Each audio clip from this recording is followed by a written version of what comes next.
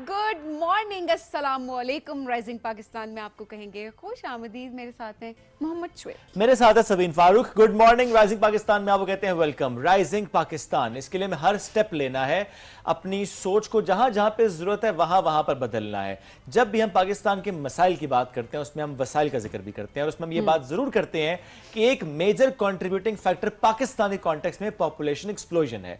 यानी अगर हम पाकिस्तान के कॉन्टेक्स्ट में अब इसको समझें तो दीगर जो इस्लामी ममालिक यानी सऊदी अरब, बांग्लादेश, मलेशिया, इंडोनेशिया, बहुत सारे इस्लामी ममालिक, अगर हम उससे कंपेयर करें तो पाकिस्तान में जो पॉपुलेशन की शरह है वो बहुत ज़्यादा है। चूँकि अक्सर बात कर रहे होते हैं हम ना कि नई नई पॉपुलेशन पे इस तरह बात नहीं करें, अच्छा पॉपुलेशन में ये इशू है, पॉपुलेशन का वो इशू है, इसको आप समटाइम्स आप रिलीजन कवर ले रहे होते हैं। तो इसलिए मैंने कहा कि बाकी इस्लामी ममालिक के तनाजुर में भी इसको समझने की आप कोशिश करते हैं कि पाकिस्तान में जो पॉपुलेशन की ग्रोथ है वो बहुत ज़्यादा है, और इसको हमने किस तरीके से आप थोड़ा सा स्लो करना है।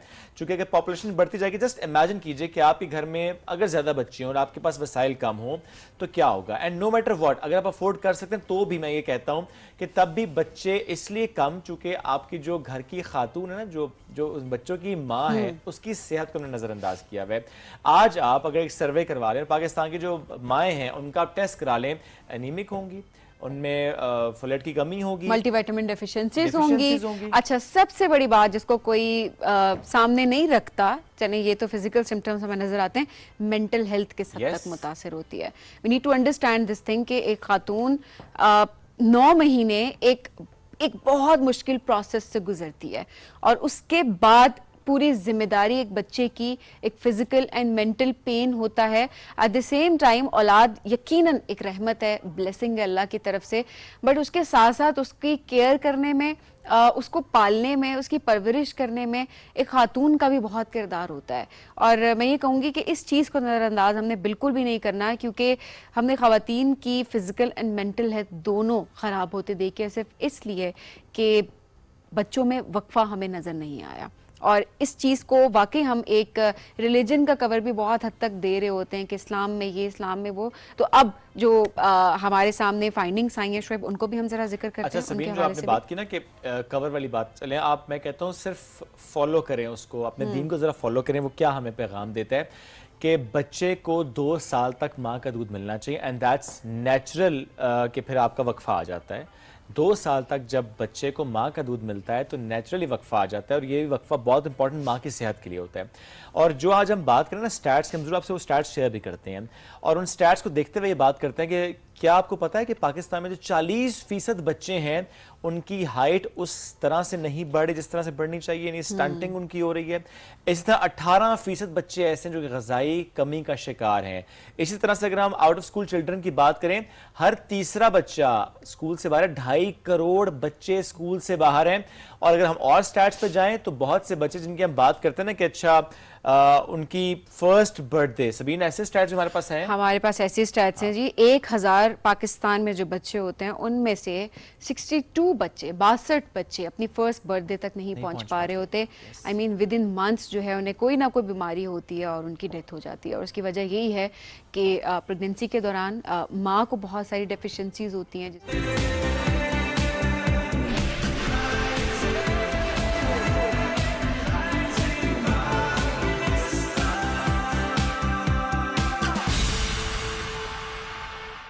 सारा डेटा, सारे रेट्स वगैरह, एवरीथिंग अच्छा। वो मेंशन होता है।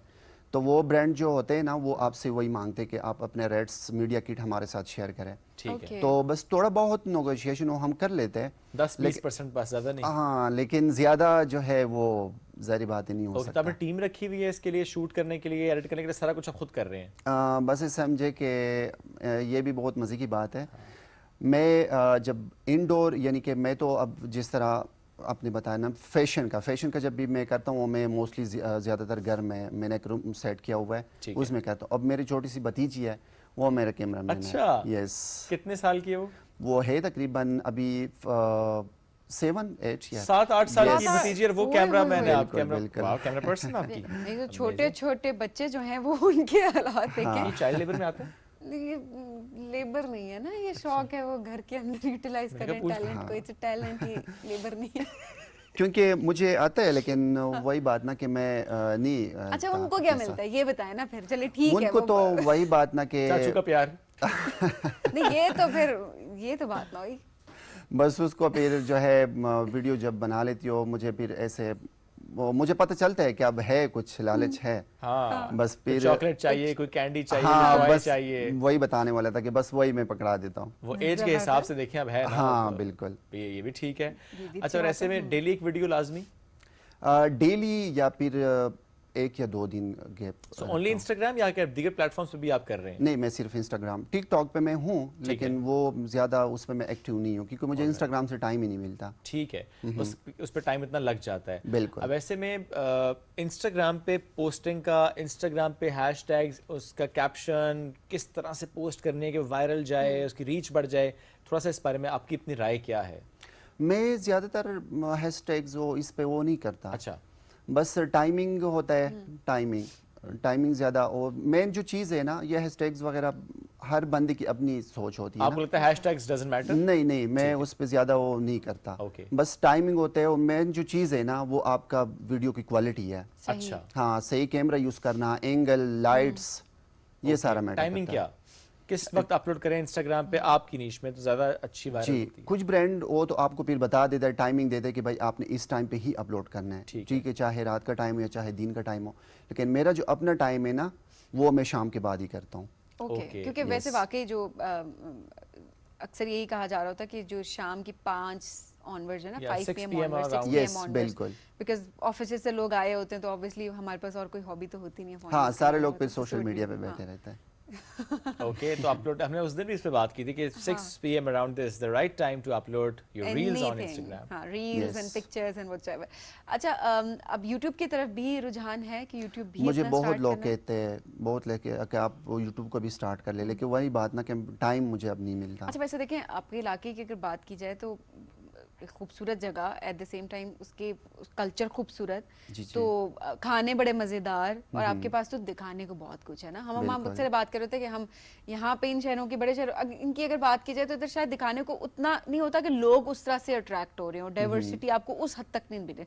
बट पाकिस्तान हमारा इतना खूबसूरत है सारा, तो Exactly. I mean you should start so that you know आपकी एक अच्छी और एक इनकम, एक ग्रोथ की तरफ आप जा सकते हैं। बिल्कुल, वो अब दिल तो कर रहा है कि स्टार्ट कर लूं, लेकिन वही बात ना कि अब पहले स्टार्ट से, जिस टाइम मैं इंस्टाग्राम स्टार्ट कर रहा था उस टाइम से मैंने स्टार्ट लिया नहीं, और अभी टाइम नहीं मिल रहा क्योंकि अब सिर्फ मैं ये नहीं कर रहा, इसके साथ साथ जो है बेसिकली मैं गवर्नमेंट एम्प्लॉय भी हूँ। ओके, अच्छा, yes. तो full time अक्सर job भी है। अक्सर डिपार्टमेंट्स ऐसे होते हैं ना, सरकारी हो या गैर सरकारी डिपार्टमेंट्स हो, वो मना करते हैं एम्प्लॉयज को ना सोशल मीडिया से। आपकी तरफ ऐसा कोई मामला नहीं हुआ? नहीं नहीं, ओके, यस, इजाजत है, इजाजत से कर रहे हैं। यस, कंट्रोवर्शियल मना करते हैं ना कुछ भी otherwise। नहीं नहीं, जब देखते हैं सभी, जैसे पुलिस डिपार्टमेंट होता है, जैसे दीगर डिपार्टमेंट्स, वो कहते हैं नहीं आप टिकटॉक नहीं बनाएंगे, आप अपनी कोई वीडियो पिक्चर या सोशल मीडिया पे नहीं इस्तेमाल करेंगे, ऑन ऐसा हो ड्यूटी रहा आप होता ये है। सारी चीजें नहीं नहीं बेसिकली तो डिपेंड करते हैं अगला बंदा सोशल मीडिया यूज कैसे कर रहा है। अब ये तो हमारा कंटेंट क्रिएशन इन्फ्लुएंसर, ये तो सर हमारा आप जॉब इस है। कंपैरिजन रखते हैं, एक तरफ आपके इंस्टाग्राम पे सारा काम है, एक तरफ आपकी आपकी जो जॉब की अर्निंग है, जो भी सैलरी है, कितना फर्क है? मैं ये नहीं पूछा सैलरी कितनी है, वहाँ से अर्निंग कितनी है, फर्क कितने नहीं, अगर लेट्स सपोज इसके 2 टाइम्स है अर्निंग इंस्टाग्राम की, 3 गुना है, 4 गुना है, 5 गुना, कितना फर्क है? ये हम इसलिए सवाल रख रहे हैं ताकि वो लोग जो सैलरीड हैं उसी पर रिलाई करके बैठे हुए हैं और अपना फ्री टाइम स्क्रोलिंग कर रहे हैं, बजाय इसके extra source of income होना चाहिए जी। तो प्लीज बस ये तो एक ही पॉइंट में मैं क्लियर करता हूँ कि जाहिर बात, जो इंस्टाग्राम है उसी से मैं ज़्यादा कमा रहा हूँ। नहीं, ज्यादा कितना? अच्छा, हम थोड़ा सा अगर आप बताएं तकरीबन जी, जी। लोगों को मोटिवेट करने के Yes. पर्सपेक्टिव से हम ये बात आपसे पूछ रहे हैं कि लोगों को पता, क्योंकि हम अक्सर बात कर रहे थे एक्स्ट्रा सोर्स ऑफ इनकम जरूरी है, रिलाय ना करें बिल्कुल किसी एक जॉब पे, चाहे गवर्नमेंट जॉब है चाहे प्राइवेट जॉब है। जी जी, एक मंथ में सबसे कम मतलब तकरीबन आप कितना अर्न मिनिमम क्या हो जाता है? मिनिमम क्या होता है और मैक्सिमम सोशल मीडिया से है। यस, ये काम पे भी डिपेंड करता है। अब सोशल मीडिया से चीज़ है ना कि कभी कभी आपको पूरा मंथ भी काम नहीं मिलता, ठीक है। कभी कभी जो है आप पूरा मंथ, मतलब कि हर वीक आपको 2-3 ब्रांड जो है वो रीच आउट कर लेते हैं। वी नो, वो तो चीज होती है। Yes. लेकिन अच्छा चलें इस तरह से इसको पुट करते हैं कि आपकी अब तक सबसे ज्यादा इनकम कितनी हुई है इंस्टाग्राम से हाँ, किसी मंथ में सबसे ज्यादा, कोई चाहे वो एक ही मर्तबा क्यों ना हुई हो, वो कितनी हुई है? वो हुई तकरीबन 2.5 से 3 लाख। 2.5 से 3 लाख एक महीने में माशाल्लाह। तो ये देखें एक बड़ी हैंडसम अमाउंट है जिसकी हम बात कर रहे हैं। लेकिन देखें उसके लिए उनके एफर्ट्स को भी आप नजरअंदाज नहीं कर सकते ना। हमें अक्सर ना नजर आता है वो जी पैसा कमा रहा है, उसके पास पैसे आ गए। उसने मेहनत की है, उसने उस पर सोचा है, उसने उस पर इक्विपमेंट पे इन्वेस्ट किया है, अपना टाइम दिया है, अपनी एनर्जी दी है। आपकी तरह स्क्रोलिंग में टाइम जाया नहीं किया, इधर उधर बैठ के टाइम जाया नहीं किया, काम किया है, कंटेंट क्रिएट किया है। मेहनत की बात काम भी है। जी बिल्कुल, वाकई बहुत मेहनत का काम है। अगर आपने सिंपल एक स्टोरी अपलोड कर रही है पिक्चर लेके, तो प्रॉपर लाइट, उसकी picture, caption, it takes a lot of time. अरे मैं इतना वक्त देता हूं सभी, मुझे अक्सर जब ब्रांड्स वाले अप्रोच करते हैं ना, तो मैं उनसे कहता हूं कि फाइन आई डू इट ना। मुझे 10-15 दिन लग जाते हैं, मैं रोज कल करूंगा। मतलब आपको टाइम निकालना, उसको शूट करना, देन उसको एडिट करना, एवरीथिंग। तो इट टेक्स, फिर कॉन्शियस भी आप बहुत ज्यादा होते हैं कि आप कैसे लग रहे हैं, क्या है आप जो अपलोड कर रहे हैं वो अच्छे से रिफ्लेक्ट हो रहा है, नहीं हो रहा। सो ये वाली चीजें भी हैं। तो ऑब्वियसली इसके लिए बड़ा कॉन्फिडेंस और बड़ा आपको टाइम रिक्वायर्ड होता है। और आपका डीएम भी भर जाता है वैसे जो सोशल मीडिया इन्फ्लुएंसर्स हैं। आपके डीएम में किस तरह के मैसेजेस ज्यादा होते हैं? बस मिक्स से क्या मुराद था? मिक्स मतलब ये है कि अब देखिए मैं जिस तरह स्किन केयर का मैं कर रहा हूँ, अब जैसे मैडम ने बोला कि आप मतलब कि लड़की तो ज्यादातर स्किन केयर नहीं करते। अब मैं तो कहता हूँ कि नहीं करते, करना चाहिए बिल्कुल। अब टिप्स भी मांगते होंगे ना मैसेज? यस, टिप्स भी मांगते, प्रोडक्ट्स का पूछते। अब ज्यादातर देखिए कमेंट्स, एक बंदे के तो आप वहाँ पे एक बंदे को आप कमेंट में रिप्लाई नहीं कर सकते। फिर जो है खवातीन हजरात जो है वो तो डीएम में जो है गिले शिकवे करते हैं कि भाई खवातीन का गिला करते हैं कि भाई ये जो आपने फेस वॉश का बताया है, मैंने कमेंट में आपसे पूछा है, आप उनका रिप्लाई नहीं दे रहे हैं, ठीक है।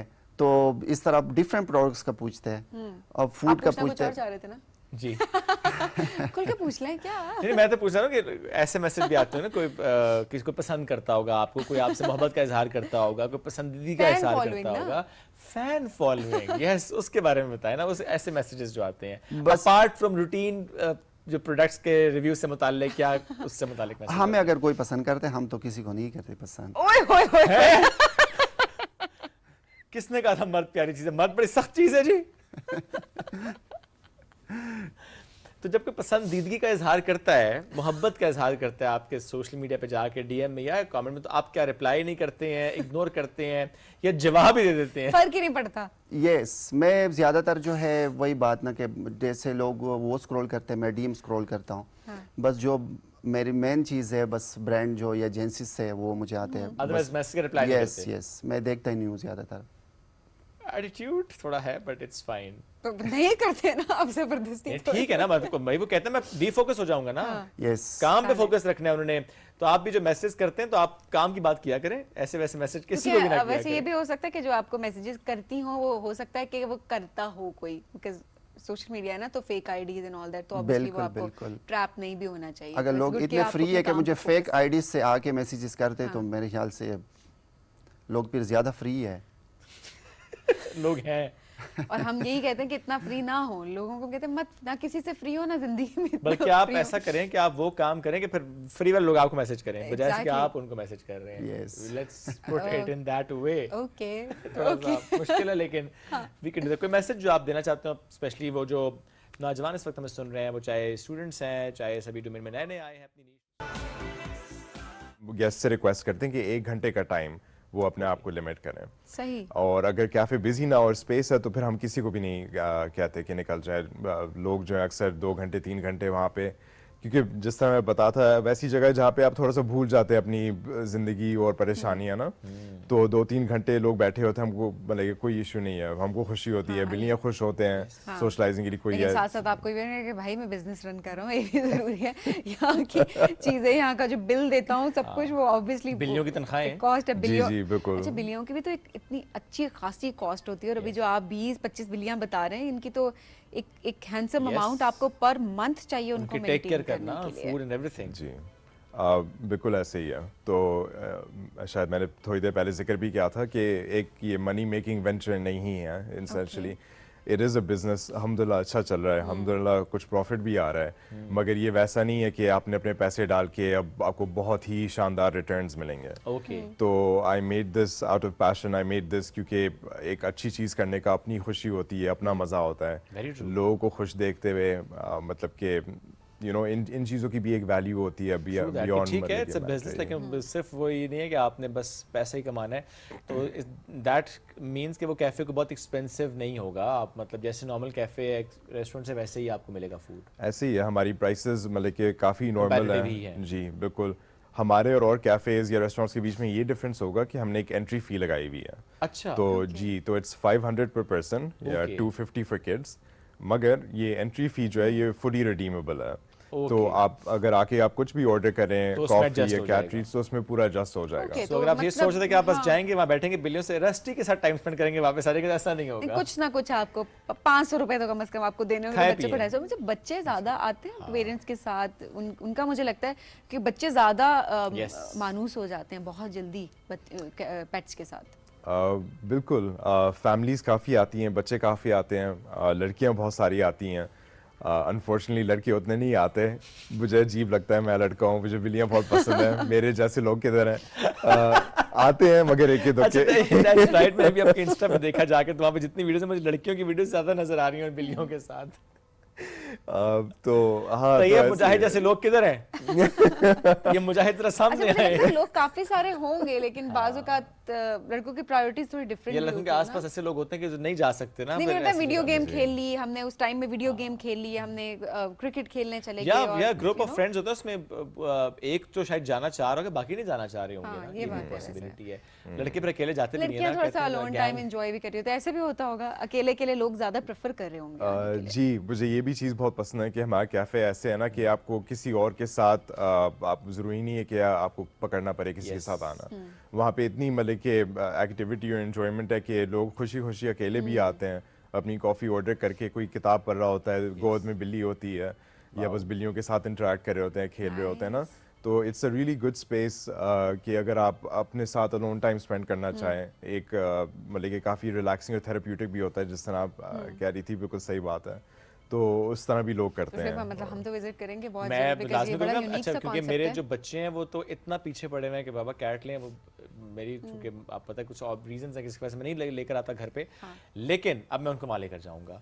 तो मगर खुश हो जो जाएंगे। तुमने टाइम स्पेंड करना है वहाँ स्पेंड करो उनके साथ। तो सारे, मेरे ख्याल है सारे पेरेंट्स खुश हो गए होंगे जिनके हाँ। बच्चे जिद करते हैं कि हमें बिल्लियां रखनी है, बिल्कुल। पेट्स की भी बात की, बिकॉज जो नहीं भी रखते मैं उनको भी अप्रिशिएट करूंगी, क्योंकि उनको लगता है कि वो उनको मैनेज नहीं कर सकते। Yes. बल्कि अक्सर औकात हम ये देख रहे होते हैं कि पेरेंट्स बच्चों के प्रेशर में आके रख तो लेते हैं। पेट्स रख लेते हैं, लेकिन उनका ख्याल नहीं रख पाते। अगर आप जुल्म है ना ख्याल ये नहीं भी। रख पाते, आप मेंटली तौर पे आप तैयार नहीं हैं, आपकी इतनी कैपेसिटी नहीं है, आपकी रूटीन ऐसी है कि आप मैनेज नहीं कर पाते, तो प्लीज़ मत रखें। तो ये कैफे भी मौजूद है जहाँ पे आप जा सकते हैं, और जहाँ पे जाके आप बिल्लियों के साथ डेली आप टाइम स्पेंड मुझे कर रस्टी सकते से हैं। मिलना है जाके। रस्टी से मिलना है आपने? I don't okay. know. और cute-cute नाम बताते हैं फेमस जरा। कौन सी है सबसे ज्यादा?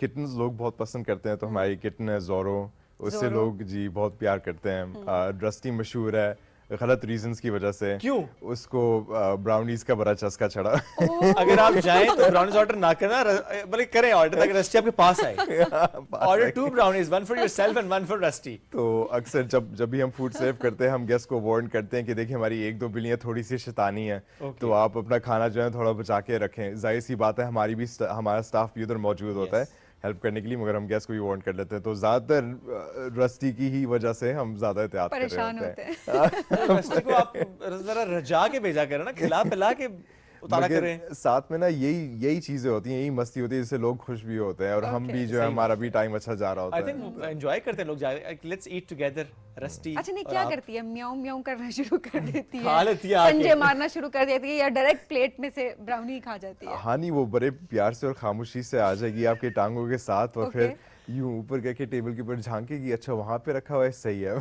यूं करके यूं करके जंप तरीका करेगी और वारदात उसका ब्राउनी ये है ले कि वो लेगी। आराम से पहले कंफर्टेबल करेगी आपको, जी, जी। लोटपोट करेगी आपको। जब आप उसके ध्यान आपका लग जाएगा तो चेक करेगी क्या क्या बड़ा है, यूं उसने अभी अपना बड़ा हिस्सा लिया। बड़ा जी, जबरदस्त जी। तरीका है अपना वारदात हिस्सा है। लिया उसने, बेसिकली उसका अपना हिस्सा है। वो उस पे हाँ। लिखा हुआ है, देखिए रिस्क पे नाम लिखा होता है ना, उस पे लिखा होता है साइड में रस्टी, तो उसने अपना हिस्सा लिया, चली गई। ऐसे ही और है। ज़ोरो वो शरारती है या बस वो अडोरेबल, काफी cute है लोग बहुत। पसंद करते हैं? ज़ोरो जो है बहुत क्लिंगी है, उसको बहुत पसंद है कि वो लोगों के साथ मतलब कि वो प्यार करे, और वो Okay. म्याऊं करता है, लोगों के साथ रब सही। करे वगैरह। तो वो इस किस्म का है, उसकी मतलब कि अट्रैक्शन जो है वो इस चीज़ की वजह से है। अच्छा, जैसे कोई आता है, जैसे आपने कहा कि आएगा रस्टी से ही मिलने जा रहा है, सो ऐसे ये जो बिल्लियाँ ये भी किसी से अटैच हुई हैं जो आपने देखा हो कि कोई ऐसा जो कि डेली आ रहा हो या फ्रीक्वेंटली आ रहा हो, आपने देखा हो कि ये बिल्ली बहुत जा रही है उसके पास, अटैचमेंट बढ़ती जा रही है इसकी, हैव यू सीन दैट? नहीं, ऐसे नहीं हुआ। और इसकी वजह भी आई थिंक आई अंडरस्टैंड कि बिल्लियाँ जो होती हैं ना, बल्कि डॉग्स भी और शायद और भी पेट्स ऐसे ही होते होंगे कि जो उनको खाना देता है ना हर दिन, उससे सब ज़्यादा प्यार होता है। ऑब्वियसली। बात तो सही है। हमारी जो बिल्लियाँ हैं वो ज़्यादातर स्टाफ के साथ अटैच्ड हैं। सही। तो कोई एक दो है जो मेरे साथ अटैच है, एक है मंचकिन, मेरा लाडला। ओह। तो वो जब मुझे देखता है तो आके मेरी पैंट के ऊपर से वो चढ़ना शुरू हो जाता है और फिर मेरे कंधे पे आके बैठ जाता है। तो वो मुझसे काफ़ी अटैच्ड है। फिर जोरो जो है वो ज़ैनब से काफ़ी अटैच्ड है, जो हमारी कैट वेलफेयर ऑफिसर है। ओके। तो उसका वो फुल टाइम जॉब यही है कि वो बिल्लियों की देखभाल, बिल्लियों को देखे कि वो कोई मतलब कि रफ हैंडलिंग वगैरह नहीं हो रही और कि कोई गेस्ट भी नहीं तंग हो रहे बिल्लियों की वजह से, कुछ ऐसा है। दैट्स ग्रेट, तो इट्स इस तरह वंडरफुल कॉन्सेप्ट, और आपने बड़ा ज़बरदस्त काम किया है, इनिशिएटिव आपने लिया, और जिस तरह लोगों को आप अपने साथ टाइम गुजारने के लिए फ़ोन से ज़रा डिस्कनेक्ट करना, मी ओनली टाइम जिसको आपने बड़ा चेरिश करना होता है, आपने उसकी तरफ उनको राग़िब भी किया, लोगों को एहसास भी दिलाया किस तरह से ख्याल करना होता है, कैसे उनका टाइम स्पेंड करना होता है आपने, एंड ईट टुगेदर, ये भी बात है। थैंक यू वेरी मच, साथ मौजूद थे आप, बहुत शुक्रिया। और we would love to visit that. जी, हमने लाजमी विजिट करना है, आपने विजिट करना है इस कैफ़े का, जो भी रावलपिंडी इस्लामाबाद के आसपास रहते हैं, जस्ट फाइंड दैट कैफ़े, जो कि एक ही कैफ़े है इस तरह का, तो आपने विजिट करना लाजमी, और फिर आप हमें भी बताइएगा कि आपका विजिट कैसा रहा। आपसे इजाज़त नहीं ले रहे, एक ब्रेक की तरफ बढ़ रहे हैं, ब्रेक से वापस आएंगे, रहिए साथ, ये है राइजिंग पाकिस्तान।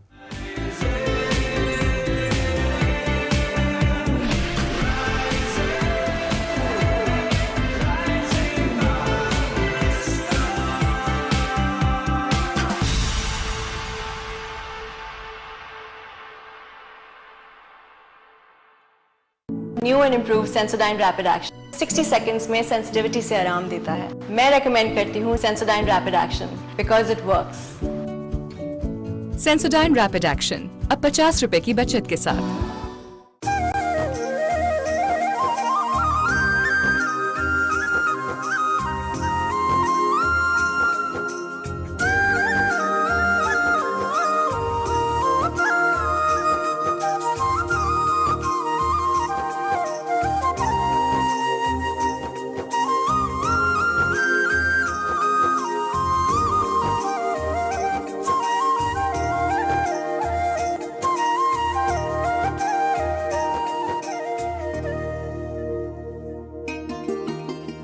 गूंजती गरजती बरसती छम वाटरफॉल।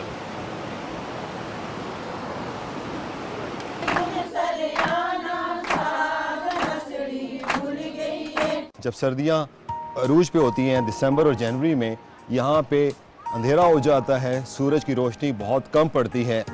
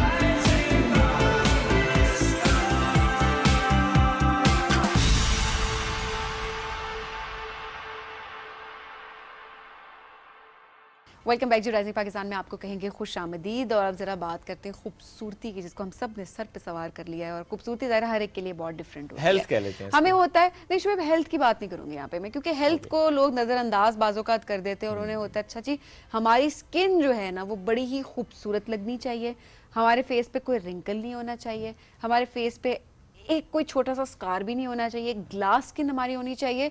और फिर जब एज बढ़ रही होती है तो एजिंग जो हमारे ऊपर आ रही होती है तो हम कहते हैं हमें एजिंग भी नहीं चाहिए, उसके लिए हमें anti-aging परफेक्शन चाहिए process, जैसे हम हो।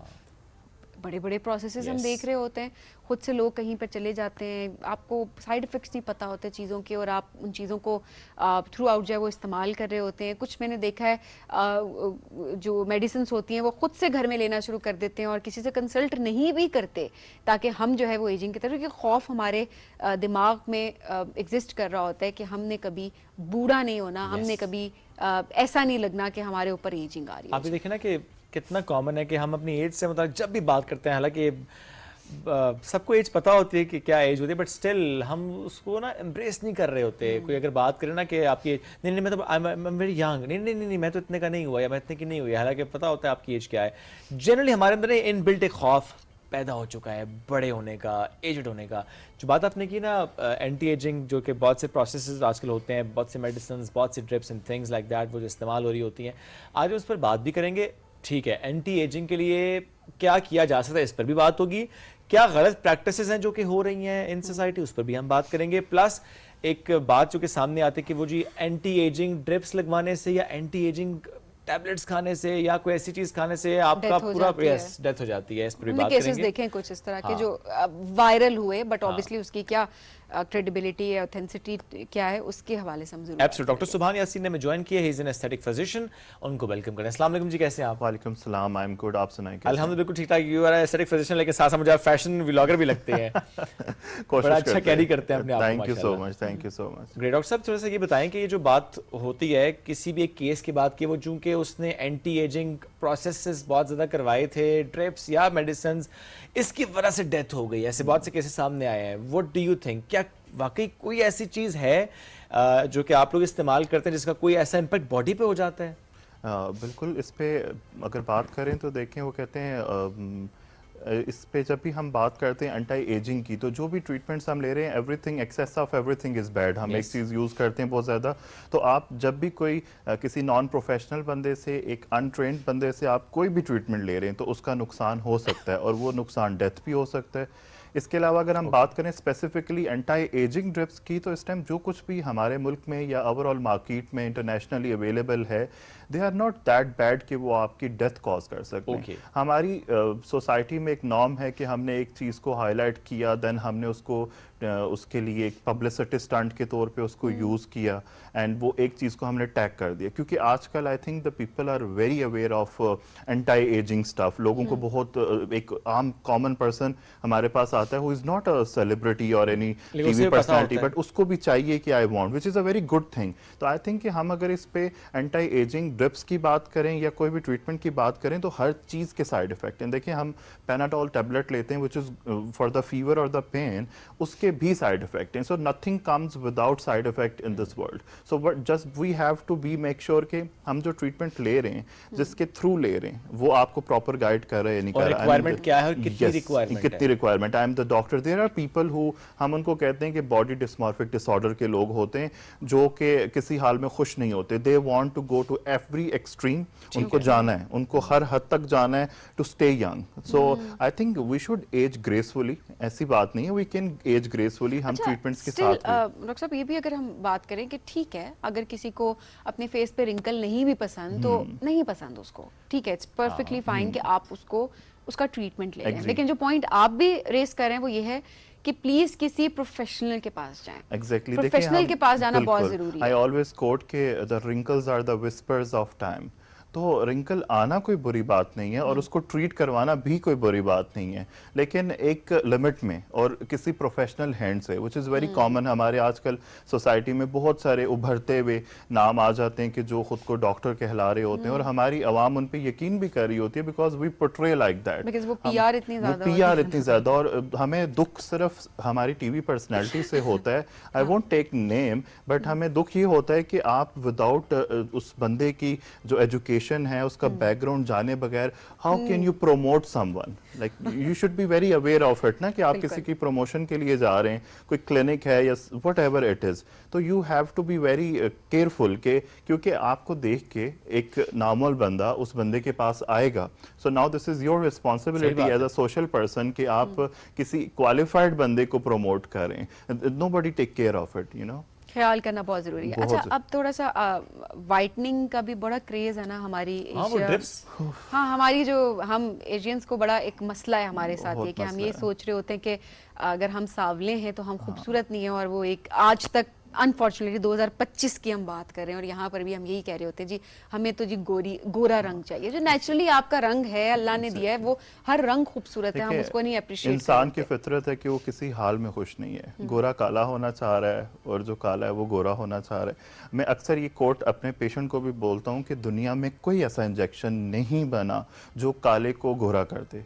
ठीक है, this is a very important to talk about कि हर बंदा they want whitening, they don't want the healthy skin. अच्छा, नहीं तो फिर ये जो ड्रिप्स लगाते हैं, इंजेक्शंस लग रहे होते हैं, ये क्या करते हैं ऐसा कि वाकई रंग में तो हम अच्छा खासा फर्क देख रहे होते हैं. The glutathione is the antioxidant जो आपके स्किन में बहुत सारे फायदे देता है. It also works as a immunity booster. तो जब हम बात करते हैं स्किन वाइटनिंग की, हम जो भी बड़े बड़े नाम टीवी पे देख रहे होते हैं, हम लोगों का बिफोर एंड आफ्टर देख रहे हैं, this is not only about the whitening drips, it's a whole hassle of the person and the doctor. उनने एक प्रॉपर स्किन केयर आती है, उसमें आपकी डाइट आती है, आपकी डेली रूटीन है, आपका सन एक्सपोजर है, लाइट एक्सपोजर है, and so many other things. So it's not one thing कि देयर आर सम ड्रिप्स, हमने उनको आईवी लिया और हम 4 दिन बाद या 4 हफ्ते बाद या 4 महीने बाद हम एक ड्रास्टिक चेंज के साथ आगे without a healthy skin care routine. Okay, ये भी तो कहा जाता है कि जितनी मर्जी अच्छी स्किन रूटीन आपकी है, जितने मर्जी आपने इंजेक्शंस या ड्रिप्स लगवा रहे, तब भी जो आप की जो स्किन एक्चुअल स्किन थी जिसको आपने खराब कर लिया है विद एनवायरनमेंट, वही वापस आएगी, उससे बेहतर नहीं होगी. देखिए, जो हमें कुदरत देती है when we are born with the baby skin, तो बहुत अच्छी देती है. हम तबाह करते हैं उसको एज के साथ साथ. अब हमारे पास मोस्टली पेशेंट आते हैं जो 36 साल की एज में या 40 साल की एज में, जिनने लाइफ में कभी सन ब्लॉक भी नहीं लगाया, एंड दे एक्सपेक्ट के वो 4 हफ्ते की ट्रीटमेंट से, 2 सेशन से, 3 सेशन से they get back the baby skin again. So which is not possible. हम ये नहीं कह सकते. It's a long run process. जिस भी हेल्थी प्रोसीजर में, वो कोई भी है, even it's anti ageing, anti wrinkle और व्हाटएवर वी टॉक अबाउट, हम ब्यूटी की बात करें तो it takes time. It's a commitment, long run commitment. कितना वक्त लगता है वैसे इस प्रोसेस में? फॉर एग्जांपल, अगर आपके पास ये आज 36 साल का कोई लड़का या लड़की आते हैं और वो कहते हैं कि हमने पहले तो नहीं की स्किन रूटीन, में पता ही नहीं था, एक्सपोजर नहीं था, मालूम नहीं था कि कौन सा सीरम लगाना है, कौन सा प्रोसीजर करवाना है, अब वो करवाना चाहते हैं with a healthy skin routine. वो इसलिए नहीं आपके पास आए कि मुझे गोरा रंग चाहिए, वो कहते हैं जी मैं चाहता हूं कि मुझसे जो गलती हो गई है अब मैं उसको सुधारूं, हेल्दी स्किन के साथ, ग्लोइंग स्किन, प्लम्पी स्किन मेरी हो जाए. क्या करें वो? देखिए, आई ऑलवेज सेज कि कोई भी प्रोडक्ट चेंज करवाने से पहले फ्रॉम योर डॉक्टर कि मुझे फलां चीज सूट नहीं कर रही, wait for the 3 months. Any healthy skin care routine, it takes at least 3 months to show up कि आपको कितना फायदा दे रही है. इफ आई से कि मैं एक प्रोडक्ट मैंने आज लगाना शुरू किया और मैं 2 हफ्ते बाद उसे चेंज कर दूं कि नहीं ये तो मुझे नहीं फायदा नहीं दे रही, so it's a wrong thing. At least wait for 3 months, then we can change. अब बहुत सारी ट्रांसफॉर्मेशंस हमारे पास आती हैं. We are talking about the skin transformations. It takes 3 to 6 months at least to get back to the healthy skin. Okay.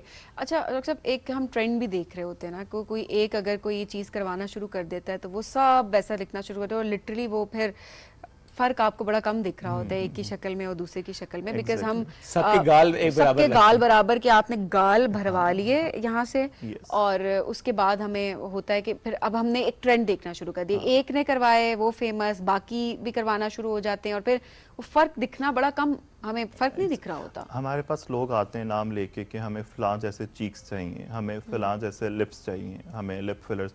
तो मैं हमेशा हर पेशेंट को ये बोलता हूँ कि अल्लाह ने एक इंसान को दूसरे इंसान जैसा नहीं बनाया. हम एक कपड़ा किसी एक को सूट कर रहा है तो वो दूसरे को नहीं सूट कर रहा है. एक हेयर स्टाइल एक फेस की कट पे सूट कर रहा है, तो इस एस्थेटिक्स में भी it's a very important role कि हम कहते हैं एक एस्थेटिक डॉक्टर की एस्थेटिक आई होना बहुत जरूरी है. वो उस आंख से अपने मरीज को देखे कि उसके फेस पे क्या चीज अच्छी लगेगी. अब अगर मैं किसी को हेल्दी चीक्स दे रहा हूँ due to the procedure, if किसी एक बंदे को अच्छे लग गए तो दैट डजंट मीन कि everybody will look good in that. So you have to, और इस पे कहीं ना कहीं पे आई वुड से कि पेशेंट की गलती कम होती है, इसमें प्रैक्टिशनर की गलती ज़्यादा होती है, गाइड ही नहीं किया, जो गाइड नहीं कर रहे, और जो कुछ पेशेंट्स होते हैं हमारे, आई अग्री, जो बहुत ज़्यादा पुश करते हैं कि नहीं वी वांट इट, हमें ये चाहिए। वहाँ पे आप नो कहने की बजाय to fill your pocket you do it, but कहीं ना कहीं आपको ये समझाना चाहिए कि एक चीज़ हर किसी के लिए नहीं बनी। So according to the facial features हमें फेस को डिजाइन इसका साइड इफेक्ट भी होता है, बिकॉज जितने गाल भरते हैं उसका मतलब उतना फिलर उसमें ज्यादा जा रहा है ना, ऐसा ही है, प्रोडक्ट जो है वो ज्यादा जा रहा है। कितने टाइम तक वो स्टे करता है, और इसके साइड इफेक्ट्स पे मैं चाहूंगी हम जरूर बात करें। देखिए अगेन वही बात है कि everything has a side effect. अब जब आप एक लिमिट में रह के, इसकी फिलर की अक्सर हम मिसाल गुब्बारे के साथ देते हैं कि जब हम गुब्बारा फिल करें, जब हम उसको एक एक्सटेंट तक फिल करेंगे and now we take out the air, तो वो जो उस पर रिंकलिंग आ जाती है। So same goes for the filler कि जब हम एक टिश्यू को उसमें फिल करें, फिलर इज़ अ फिलर, हम उसको फिल करें, जब हम उसको एक एक्सेस में फिल करेंगे तो कहीं ना कहीं नुकसान तो हैं, स्किन डैमेज है। उसके बाद इन द फ्यूचर आपकी वो पिलो फेस लुक जिसे हम कहते हैं, जो बहुत सारे हमारे हॉलीवुड के बहुत सारे ऐसे कैरेक्टर्स हैं जिनने अब जाके वो ट्रांसफॉर्मेशंस में आ रहे हैं to get back to the healthy skin, और उनके ये डिजास्टर हुए कि फिलर्स इतने ज़्यादा ले लिए कि they came with the pillow face, क्योंकि फिलर की एक क्वालिटी होती है, इट रिटेन्स वाटर। ये हाइलुरोनिक एसिड होता है तो ये पानी को अपने पास रिटेन करता है। Now that retaining power of the water is keeping your face fluffy and plumpy, अगर हमने बहुत एक्सेस में और रॉन्ग साइड पे करवा लिया। ओके, अच्छा कोई एक नाम जो कि लोग लेते हैं आपके पास आके, जी किसी खातून का भी हो सकता है, किसी मर्द का भी हो सकता है, एक्टर्स, इन्फ्लुएंसर, कोई भी, कि हमें वैसा दिखना है, वैसे फीचर्स की तरह कर दें फिलर्स हमारे। खातून ऐसी कौन सी होती है, कोई ऐसी एक्टर या ऐसे इन्फ्लुएंसर जिसके बारे में बहुत लोग आके कहते हो ऐसा दिखना है? सबसे पहले तो हम लोग खुद भी नाम यूज करते हैं for the publicity, to be honest, कि हम फलां जैसे चीक्स, तो हमें हानिया आमिर का बहुत बोला जाता है कि हमें हानिया आमिर जैसे चीक्स चाहिए, या अक्सर लोग आके कहते हैं हमें फहद मुस्तफ़ा जैसी रंगत चाहिए, वो पहले ऐसा था और अब ऐसा है। तो फहद मुस्तफ़ा का रेफरेंस बहुत ज़्यादा यूज़ किया जाता है। तो हम उनको ये बताते हैं कि Fahad Mustafa is not the results of IV drips और that, it's a proper commitment, it's a skin care routine. देखिए जब आप एक लाइमलाइट में हैं, हम कहते हैं उनका काम है दिखेंगे तो बिकेंगे, ठीक है, तो वो जब आप एक अवेयरनेस भी होती है ना, when you start a showbiz और समथिंग, आपको इतनी अवेयरनेस नहीं होती, देन कम्स अ टाइम जब आपको हर चीज़ का पता लग जाता है कैसे क्या फॉलो करना है, तो it's a healthy, I would say कि लाइफ रूटीन है उनकी, जो ज़्यादा मैटर कर रही है। और दूसरी बात है कि अक्सर लोगों को कहते हैं जी रंग गोरा करने वाले इंजेक्शन लगवाए, जैसे डॉक्टर साहब ने बताया कि कोई इंजेक्शन ऐसे नहीं है जो कि आपकी रंगत को इस तरह से इस हद तक जो है वो बदल सकते हो। ये होता है कि आप अपने फिटनेस पे ध्यान दें, डाइट पे ध्यान दें, आपकी स्किन केयर रूटीन इतनी अच्छी होनी चाहिए जिसकी वजह से आप ऑटोमेटिकली आप हेल्दी अच्छा and then knowing the right product for you, क्योंकि हर प्रोडक्ट हर शख्स के लिए होता भी नहीं है, किसने क्या प्रोडक्ट यूज करना है वो बड़ा इंपॉर्टेंट होता है। लेकिन लास्टली कोई ऐसी चीज जो आप लाजिम बताते हैं यार ये डाइट में शामिल कर लें, इससे नेचुरली आपकी ग्लोइंग स्किन होती है, what is that one thing? We are blessed with one thing which is water, पानी। ओके, पानी and the second thing is in skin care routine sun block. Okay, इसको फर्स्ट समझें। अच्छा, वैसे जब हमने किसी एस्थेटिक फिजिशियन से सवाल किया, उन्होंने यही कहा जी पानी और सन ब्लॉक को रूटीन में शामिल कर लें। आप बाहर निकल रहे हैं, नहीं निकल रहे हैं, किचन में जा रहे हैं, कुछ भी कर रहे हैं, नो मैटर व्हाट, कितना सन एक्सपोजर है, कितना लाइट एक्सपोजर है, मुंह धोएं, मॉइस्चराइजर लगाएं और सन ब्लॉक लगाएं और उसको रीअप्लाई करते रहें। और वो भी आप find the right sun block for you. वो नॉर्थ के लिए डिफरेंट हो सकता है, वो साउथ के लिए डिफरेंट होता है, वो आपके रीजन स्पेसिफिक होता है कि वहां पे कितना एसपीएफ वाला आपको सन ब्लॉक रिक्वायर्ड होता है। So knowing the right sun block for you, it's very important. Doctor साहब, thank you very much for joining us today, lovely having you sir. आपने लोगों को गाइड किया, हालांकि देखें नॉर्मली लोग कहते हैं ना नहीं जी मेरी दुकान चमकनी चाहिए, वो कहते हैं नहीं, काम अपनी जगह है लेकिन अपनी रिस्पॉन्सिबिलिटी भी होती है प्रोफेशन के साथ, जो कि बहुत इंपॉर्टेंट होती है। एक ब्रेक की तरफ बढ़ेंगे, वापस आएंगे, रहिए साथ। This is rising Pakistan.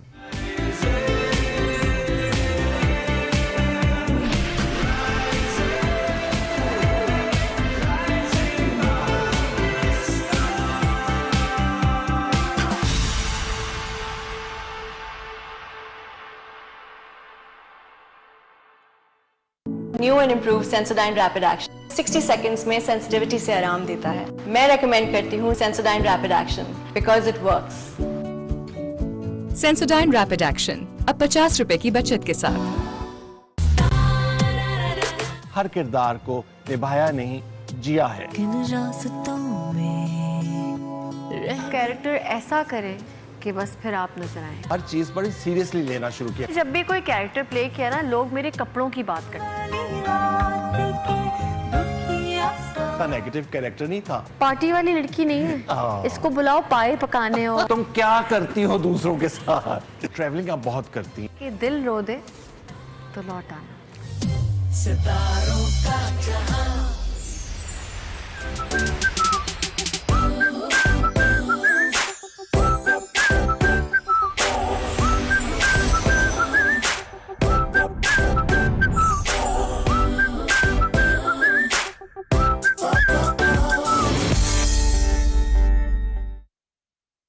कसम उस वक्त की। मार्के हक यौम आजादी पर पीटीवी के ज़ेरे तमाम मिली नगमों का मुकाबला। 14 अगस्त को 14 लाख रुपए नग जीतने का शानदार मौका। अगर आपके नगमों में मार्के हक का जोश और आजादी की महक है तो अपने बेहतरीन मिली नगमों के वीडियोस 5 अगस्त तक हमें भेजें। मुंतखब मिली नगमे 1 अगस्त से 14 अगस्त तक पीटीवी पर नशर किए जाएंगे।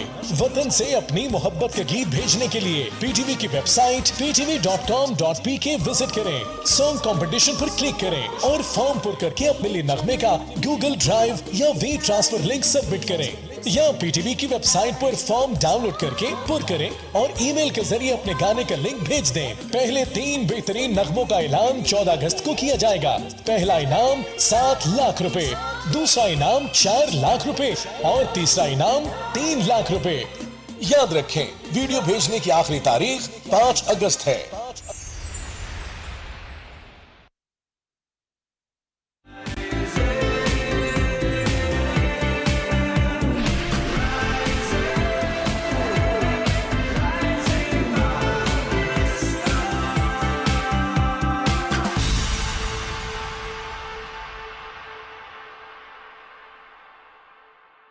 Welcome back. राइजिंग पाकिस्तान में एक बार फिर कहते हैं खुश आमदीद। आज भी इम्तिहानी नताइज यानी रिजल्ट की जब हम बात करते हैं ना, तो हम देखते हैं कि बहुत से घरों में बहुत ज़्यादा प्रेशर लिया जा रहा होता है। मुझे ये लगता है कि जो हमारे साथ हुआ अपने वक्तों में, अपने बड़ों ने हमारे साथ किया, हम वही अब कर रहे हैं। हम उस जनरेशनल ट्रॉमा को लेकर चल रहे हैं। बहुत चिमटे पड़े, बहुत बेलन पड़े, बहुत चप्पल पड़े, फ्लाइंग चप्पल बहुत ज्यादा पड़े हैं। लेट्स बी ऑनेस्ट, मिलेनियल्स का तो यही हाल था, हमारे साथ तो यही हुआ है। क्योंकि हमारे यहाँ भी ये होता था कि फलाने के बच्चे ने इतने नंबर ले लिए तो तुमने क्यों नहीं लिए। और हमारे लिए ट्रस्ट मी ये चीज़ ज़्यादा दुख वाली नहीं होती थी कि हमारे नंबर कम आ गए। ये चीज़ ज़्यादा परेशानी की होती थी कि अब पेरेंट्स को, घर वालों को, हम फैमिली को कैसे फेस करेंगे। तो ये भी देखिए बड़ी एक अजीब सी बात है, बड़ी दुख वाली बात है कि हमारा फोकस, हमारी इंपॉर्टेंस उस टाइम पे पढ़ाई की तरफ कम थी, नंबर्स पे कम थी, हमारी अपनी भी। बट ये कि हमें इस बात की फिक्र ज़्यादा होती थी कि हम सबको फेस कैसे करेंगे, हमारे नंबर स्टैंडर्ड के मुताबिक ना आए। एब्सोल्युटली। तो चूंकि अभी भी कुछ दिन पहले रिजल्ट, अदरवाइज भी हम रिजल्ट्स की जब बात करते हैं तो चूंकि सिचुएशन ऐसी हो जाती है तो कैसे आपने अपने इस माइंडसेट को चेंज करना है। चूंकि अगर आप बच्चे को प्रेशराइज करेंगे तो बच्चे की शख्सियत मुतासिर होगी।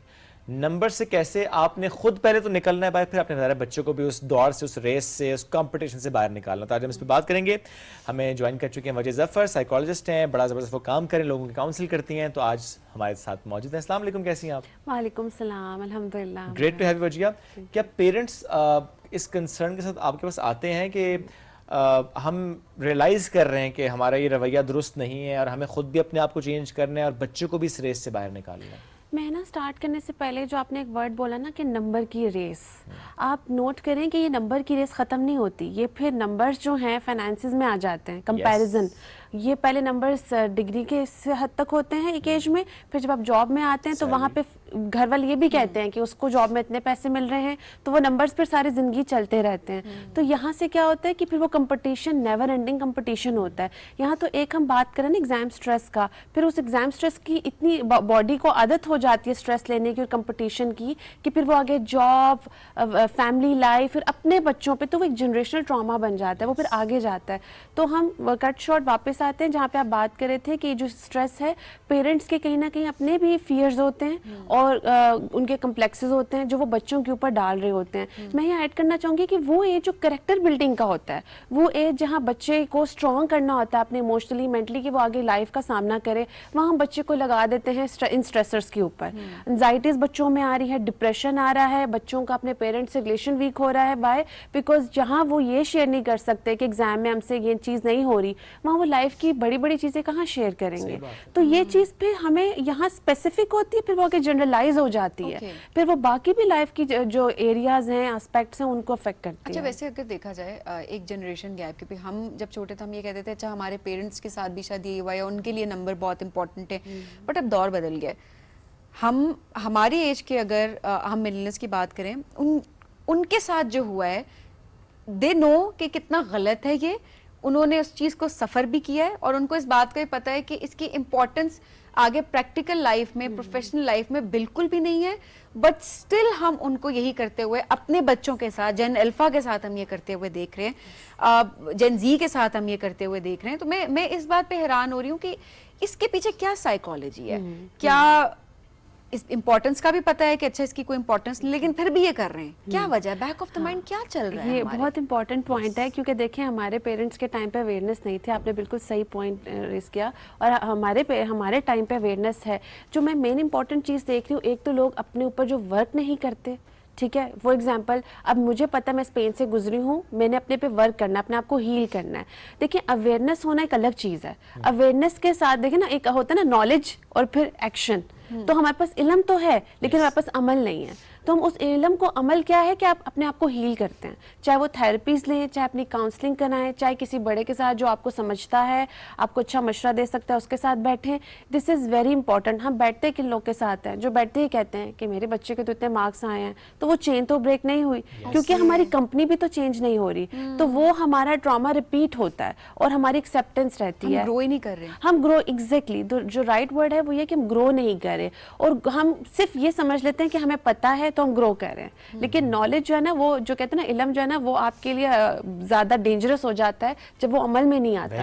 अब उसमें डेंजरस कैसे है, पेरेंट्स जो हैं वो ये फील कर रहे होते हैं हम तो बच्चे को स्ट्रेस ही नहीं दे रहे, बट देखा जाए तो वो सारा स्ट्रेस डबल जा रहा होता है। लेकिन रियलाइजेशन वो नहीं ला रहे होते कि नहीं, हम तो बच्चे को कहते हैं नहीं एग्जाम में जितने मर्जी मार्क्स लो, लेकिन जब एग्जाम आते हैं तो फिर ताने शुरू हो जाते हैं, फिर कंपैरिजन स्टार्ट हो जाते हैं, राइट। अच्छा, एक चीज़ और जो मैं यहाँ कहना भी चाहूँगी इस प्रोग्राम के मतवसत से, कि अक्सर लोग जो अनकॉन्शियसली स्टेटमेंट्स बोलते हैं ना, जैसे फॉर एग्जाम्पल बेटा आप जो हो ना जितने मर्जी मार्क्स लो, मुझे कोई इशू नहीं है, मैं आपके साथ हूँ, लेकिन यही चाय पे बैठे हैं, खाने पे बैठे हैं तो जिक्र कर देंगे उसने बच्चे ने कितने अच्छे मार्क्स लिए हैं। मतलब कंपैरिजन डायरेक्ट नहीं करे, अनकॉन्शियसली इनडायरेक्टली बच्चे के माइंड में डाल रहे हैं। ये भी अवेयरनेस इंटेंशनल नहीं है, ये इंटेंशनल नहीं है, बैक ऑफ द माइंड कहीं ना कहीं हमारे भी तो नहीं निकली ना वो सारी चीजें। एग्जैक्टली, ये पॉइंट है जो फंसा हुआ है, जहाँ से सारी दबाई ज्यादा हो रही है।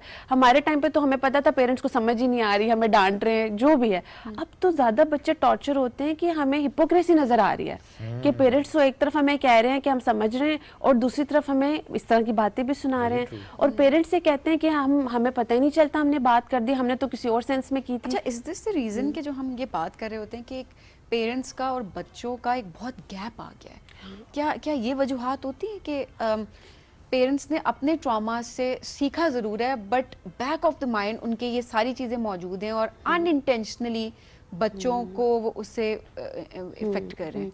देखिए, एक हैबिट होती है ना, हम इंसान ना पैटर्न्स पे चलते हैं। जो चीज़ हमारी लाइफ में रिपीटेडली होती है ना, हम वो करते हैं, चाहे हम उसको बुरा भी कहें, हम उसको रिपीट करते हैं। इसी तरह हमारे वर्ड्स हैं, हमारे बिहेवियर्स हैं, हमारे एक्शंस हैं दूसरों को भी लेके, और वो पेरेंटिंग में और स्पेशली एज अ पार्टनर खुल के सामने आते हैं पैटर्न्स। हम कई दफ़ा देखते हैं हम कुछ बिहेवियर्स को बहुत बुरा कह रहे होते हैं, as a husband, as a wife भी, एज अ पेरेंट भी, लेकिन हम वो कर रहे होते हैं। ये पैटर्न्स हमें अंडरस्टैंड करना बहुत ज़रूरी है। इनको ब्रेक करने के लिए हमें रियलाइज़ करना और प्रैक्टिस करना। जैसे फॉर एग्जांपल मैंने भी अपने ऊपर बहुत सारी चीज़ों पे वर्क किया।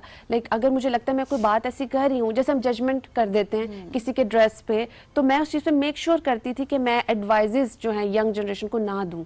होता है ना, आप साइकोलॉजिस्ट हैं तो कहीं बोल दे, तो आई मेक श्योर कि मेरे पास इसलिए बैठना ना छोड़ दे मेरी भांजियां हैं, ये मेरी फैमिली की यंग जनरेशन, कि ये तो एडवाइजेस देती हैं या ये तो समझाना चाहिए। यस, और कई दफ़ा बच्चे पूछते भी हैं ना, तो मैं कोशिश करती हूँ कि मैं उस इतनी लेवल पे रखूँ जो उनकी अंडरस्टैंडिंग हो, मैं अपने लेवल के एडवाइजेस ना दूँ।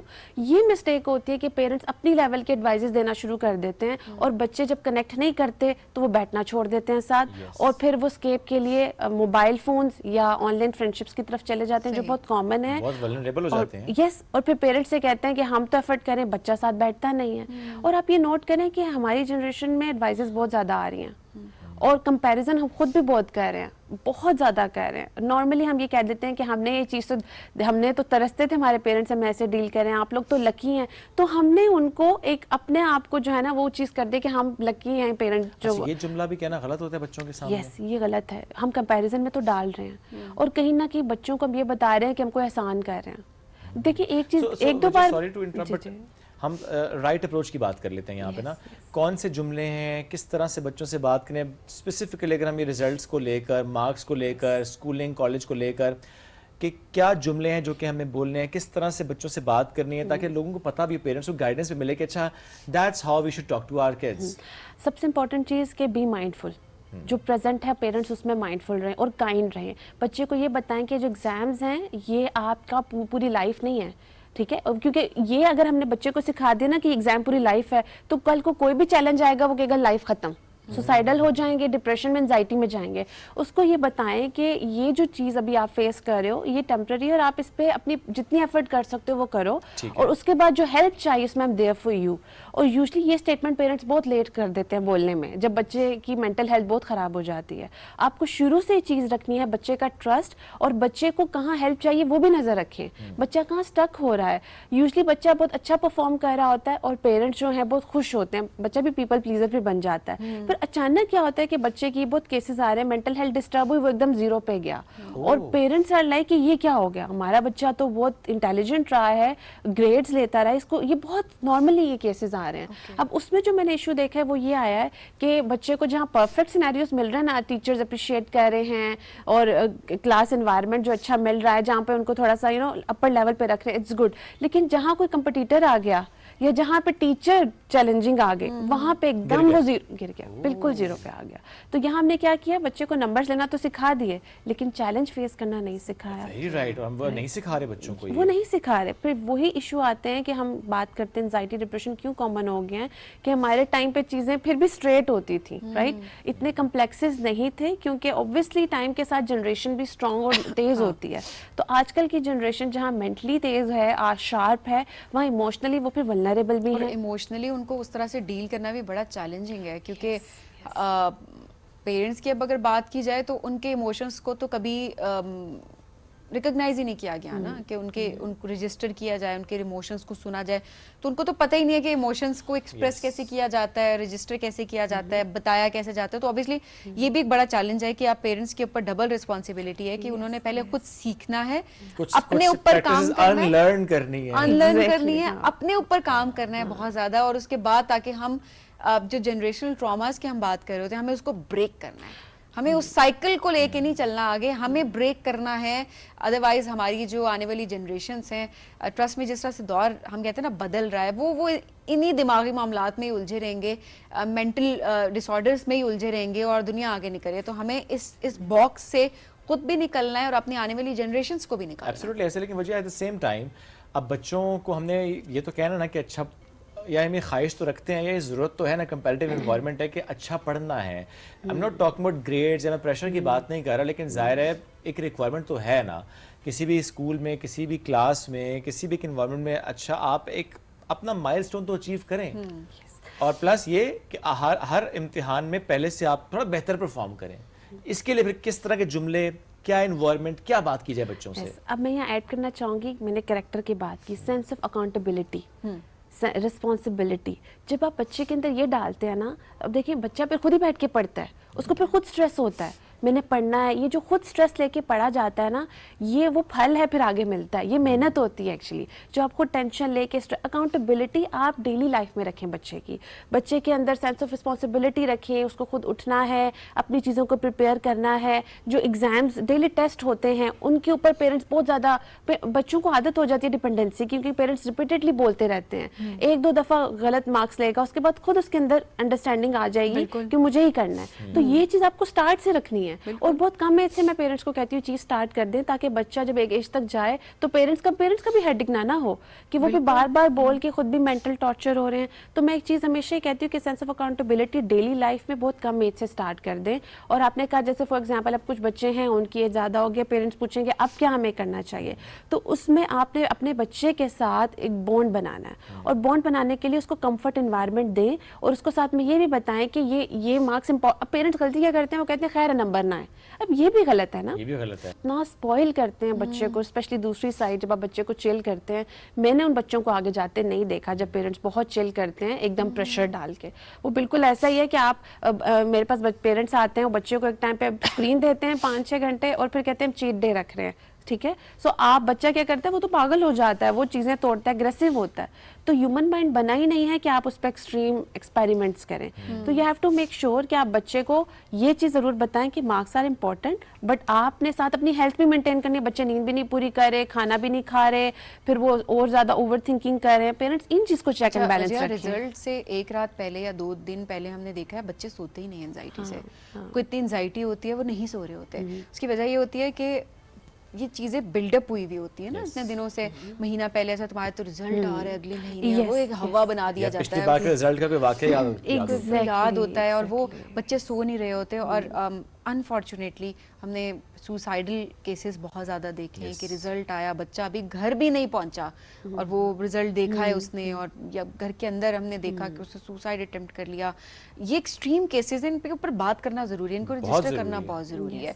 तो देखें ये पेरेंट्स को ये चीज़ अंडरस्टैंड करने की ज़रूरत है कि कितना ज़्यादा प्रेशर है कि उस बच्चे के लिए वो मार्क्स, वो नंबर, या अपने पेरेंट्स का, अपनी फैमिली का डर अपनी जान से भी ज़्यादा इम्पोर्टेंट हो गया। और यहाँ मैं ऐड करूँगी सबीन के पेरेंट्स के साथ जो ओवरऑल एनवायरनमेंट होता है, सपोर्ट सिस्टम, वो भी बहुत इंपॉर्टेंट है। वो भी पेरेंट्स से प्रेशर डाल रहे होते हैं कि अच्छा हमारे बच्चे का तो एग्जाम आ गया, कॉल अगर अपने बच्चे का अच्छे मार्क्स आ गए तो फिर तो पूरे खानदान में कॉल्स करके पूछना है यस आपके बच्चे के कैसे मार्क्स हैं। ये इतना टॉक्सिक चीज़ है ना कि यहाँ मैं हमेशा कहती हूँ कि पेरेंट्स के साथ जो इर्द गिर्द के लोग हैं ना, वो भी बहुत टॉक्सिक फियर डालते हैं। सबसे ज़्यादा जो अच्छी चीज़ है ना, मैं चाहूँगी जो होनी चाहिए वो है कि ये जो फैमिली व्हाट्सएप ग्रुप्स है ना, ये नहीं होने चाहिए। ये लिटरली ये आप जो मैं बच्चों को डिस्कस नहीं कर रहे, हम ये बात बोलते हैं वजह शुएब, हम अक्सर ये बात बोल रहे होते हैं कि हम तो जी अपने बच्चों को खुद देख रहे होते हैं, हम अपनी फैमिली के साथ बड़े वेल कनेक्टेड होने के लिए हम एक फैमिली व्हाट्सएप ग्रुप बनाते हैं। ट्रस्ट मी, ये सबसे ज्यादा टॉक्सिक चीज है। टॉन्ट सबसे ज्यादा वहां पे पड़ते हैं, लड़ाइयां वहां पे सबसे ज्यादा होती हैं, कंपैरिजन सबसे ज्यादा होते हैं, इनडायरेक्ट कंपैरिजन्स वहां पे ज्यादा हो रहे होते हैं, और इंटेंशनली बाज़ औक़ात वहां पे चीजें ऐसी भेजी जा रही होती हैं कि दूसरे को आपने कुछ कहा भी नहीं लेकिन आप बहुत कुछ कह गए। तो अगर आप कोई बना भी देता है तो प्लीज उसका पार्ट ना बने तो जरूरी है। एक सेफ डिस्टेंस रिश्तों में बहुत जरूरी है, रिस्पेक्ट बहुत जरूरी है, कनेक्शन एंड बॉन्डिंग बहुत जरूरी है, बट एक safe distance it's very important. यहाँ मैं ऐड करना चाहूंगी, आपने ये भी नोट किया होगा कि जो इन ग्रुप्स में बच्चे रिप्लाई नहीं कर रहे होते उनको भी जज किया जाता है कि इसमें तो बहुत एटीट्यूड है, तो बात ही नहीं करता, बात ही नहीं करता या करती, हमारा म्यूट किया होता है, उसने म्यूट किया होता है। मतलब वो अगर मेंटल हेल्थ का ख्याल भी रख रहा है अपनी, ये बच्चे आके मुझे कहते हैं कि हम अपनी मेंटल हेल्थ के लिए इन ग्रुप्स में नहीं रिस्पॉन्ड करते, उस पर भी हम जज होते हैं। जब फैमिली में बैठते हैं इन पर्सन तो मैं ये कहा जाता है कि बड़ा एटीट्यूड है तुम्हारे अंदर। तो प्लीज मैं ये चीज मेंशन करती हूँ बार बार पेरेंट्स को, सोसाइटी में भी, कि इतने जजमेंटल मत हो और अपनी फ्रस्ट्रेशन दूसरों पे मत निकाले। स्पेशली बच्चे जो वल्नरेबल हैं, वो फिर जब बड़े होते हैं तो वो फिर वही ट्रॉमा लेके बड़े होते हैं और फिर वही इश्यूज लेके, चैलेंजेस लेके बड़े होते हैं। और सबसे इंपॉर्टेंट चीज़ ये कि जो मैं अब नोट कर रही हूँ, आप लोगों ने भी देखा होगा, पहले फिर भी लोग बोलने से पहले सोचते थे, बट नाउ पीपल लाइक जितनी अवेयरनेस है उतना ही ज्यादा लोग बोल देते हैं, हम तो मुंह पे बात करते हैं। हाँ, एग्जैक्टली, ऑनेस्ट, मैं ऑनेस्ट हूँ, एग्जैक्टली या मैं सच बात करूंगा या करूंगी, किसी को बुरी लगे, या जो कॉमन प्रैक्टिस मैं देख रही हूँ ना, क्योंकि अवेयरनेस है तो लोगों को पता है सामने वाला जज कर लेगा, पकड़ लेगा मैं कुछ टॉक्सिक कर रहा हूँ, तो इनडायरेक्टली और ढके छुपे, जिसको हम डार्क साइकोलॉजी कहते हैं, मतलब अपनी तारीफ बार बार करना या अपने बच्चों की तारीफ बार बार करना, ये टॉक्सिक बिहेवियर है। आप अपने शेल से बाहर निकलें, अपनी अपनी जात से बाहर निकलें और देखें कि दुनिया बहुत प्यारी है और दूसरे को भी, बाकी भी प्यारे हैं, बाकी भी प्यारे, दूसरों को भी खुशी से रहने का हक है। Very rightly said. ये मौजूद से अगेन हम थोड़ा हटे हैं, लेकिन ये बहुत इंपॉर्टेंट मौजूद था। ये जो करते हैं ना कि इतनी इंपॉर्टेंट बात अपने की कि बस अपनी तारीफ करना। मैं जब करता हूँ ना काम, तो सबसे अच्छा काम होता है। मुझसे बेहतर काम कोई नहीं कर सकता, मुझसे बेहतर आउटफिट तो किसी ने कैरी नहीं किया। सेल्फ ऑब्सेशन की ऐसी पीक पे होते हैं ना, किसी को कुछ समझते ही नहीं है। सो प्लीज ये ना करें, अपना इलाज करवाएं। Thank you very much for joining us today. इसी दुआ इस उम्मीद के साथ कि बाकी दिन आपका अच्छा गुजरे, अच्छे माइंडसेट के साथ दिन गुजारें। हम सब से कहीं ना कहीं गलती हो रही